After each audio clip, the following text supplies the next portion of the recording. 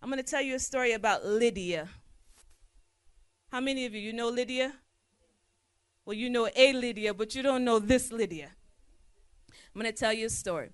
There was a woman named Lydia who always felt like she was behind in life.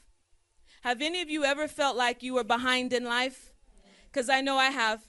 You think you're doing well, then you look at someone else and they're doing better, and now you start to, oh God, I should have went to nursing school. When they went to nursing school, now they've completed. Okay, Lydia was the same way. Lydia always felt like she was behind in life.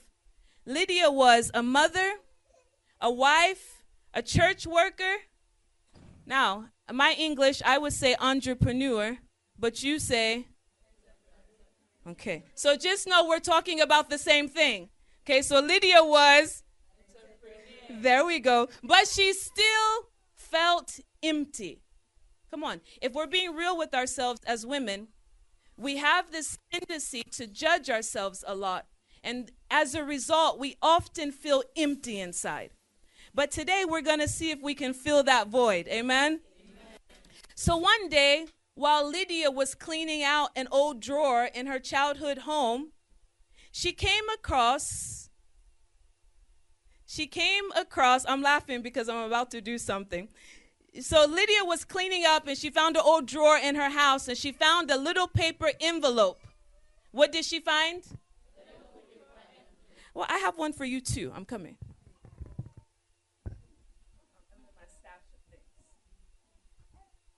So Lydia was cleaning. What do you think was inside? Okay, open your paper envelope. Then you'll see what was inside. What was inside? Seeds. Her grandmother, Lydia's grandmother, had written on it for Lydia. Plant these when you're ready to go. What did Lydia's grandmother tell her? Plant these when you are ready to go. Please, Reverend Denise is telling you. Plant these when you're ready to grow. So Lydia laughed, like I'm sure some of you are. Lydia laughed. Lydia said, I'm too busy for a garden, she thought. But the note bothered her as if it was speaking to a deeper part of her, the part that still hadn't become who she was born to be. How many of you are still trying to figure out or discover who you were born to be? You're trying to figure out. So Lydia's grandmother said, when you're ready to discover who you were born to be, what should she do? She should plant these seeds. Later that night, Lydia asked herself a question she never had time to ask. Later that night, Lydia asked herself a question she never had the time to ask. Lydia asked, what was I created for? If you have a notebook, I want you to write that down. Or you can write it on your envelope. What was I created for? So Lydia laughed. I don't have time for a garden. You know, grandma's always coming up with something. But later that night, she began to think, and she began to think, and she began to think. And her question was, what was I created for? Now, she didn't have the full answer, but she realized this. She had never become good at anything long enough to be valuable with it. I'm going to read that statement again, and I want you to think about it. She had never become good at anything long enough to become valuable with it. Say valuable. She had jumped from job to job and interest to interest, always being distracted, always doubting. Okay? But something stirred inside of Lydia that night. And my prayer is, as you are sitting here today, something begins to stir on the inside of you. Okay? It was a resolve. So this is what Lydia wrote. What was Lydia's question? And this is what she wrote. Now, don't write what she wrote. We're going to do your own in just a minute. Okay, she wrote, my chief aim is to become a communicator of truth who awakens women to the worth and calling. Do you see how she was able to put it into one sentence? Yeah, today we will work on that. That one sentence made her feel more alive than all the hustling she's ever done. And as women, we can hustle. Can't we? That one statement made her more alive than all the hustling she had done. And from that point on, she began practicing. Say practicing. She began writing, speaking, mentoring every day. So notice she came up with the statement and then she got busy doing something. Okay. She wasn't great at first, but she was committed. And over time, she became good. What are we getting? Secrets for success. She wasn't great in the beginning, but she stayed consistent until she got, that word was good. Okay, don't go quiet on me. And when she became good, she became valuable. And when she became valuable, doors began to open for her.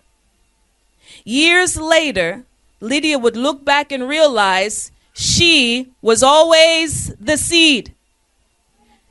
The seeds that you're holding is just trail mix. You can eat them. Matter of fact, when we were packing them, I was eating some. So the trail mix is not the seed. You are the seed. And today, we're going to discover how to plant you and grow you. Amen? Amen. She had to just stop moving long enough to plant herself and become. Say become. Remember, I gave you 3 points of alignment. What was it? Be, do, and have. And Lydia, we see with Lydia, she has perfected the discipline of becoming. Let me ask a question. How do you plant yourself as a seed? Do you dig dirt and go climb in it? How do you plant yourself as a seed? Talk to me loudly. How did Auntie Lydia do it? Some of you have been busy doing. Some of you have been busy what? Doing. But you haven't become good at anything. You haven't planted yourself long enough to grow into what you were created to be.